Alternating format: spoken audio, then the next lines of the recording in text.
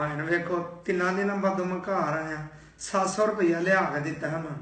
अम्मी मैं क्या बिरयानी पकाओ दिल करदा छोटे भरा का की हक बंद सारिया बोटियां खा गया बिरयानी मेरा नहीं दिल करदा मैं बोटियां खावा सारी रात नहीं सुता ना मैं रोजा रखे ओदा की हक बनदा ही बोटियां खान दा यार तेरा भरा छोटा फिर की हो भावें भरा ते अपने घर होएगा मैं ना उन्होंने घर रखना मेरा दिल बड़ा आवाजार होया ओहदे तो कदी मेरी जनानी नूं मारदा मैं उन्होंने अज छुरियां मार दियां मकान भी बेच देना जिन्ना को मैं तो जलील होया मैनू पता सारी रात नहीं मैं सुता चल बस रो देना ना यार भरा तेरा छोटा फिर की हो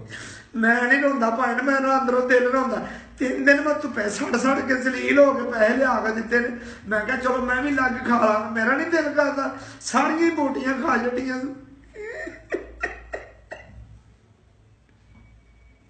उन लोगों ने जाके आते फिर तेरे सुलह करा दे मैं नहीं सुलह करनी ना मैं घर जाना ते ना मैं सुलह करनी है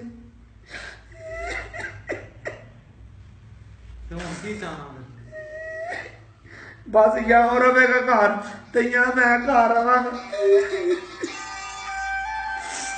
हेलो नहीं मैं नहीं घर आना बस गल खत्म या और उन्होंने रखो घर या मैं रहना जे मैं नहीं मकान बेच छो मेरे लो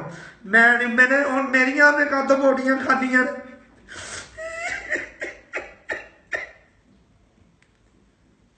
दिन जलील हो गए धुप्पे च रक्षा चला के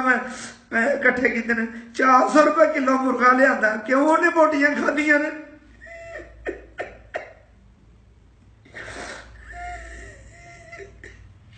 चल बस मेरा भरा कुछ नहीं होता बस कर रोना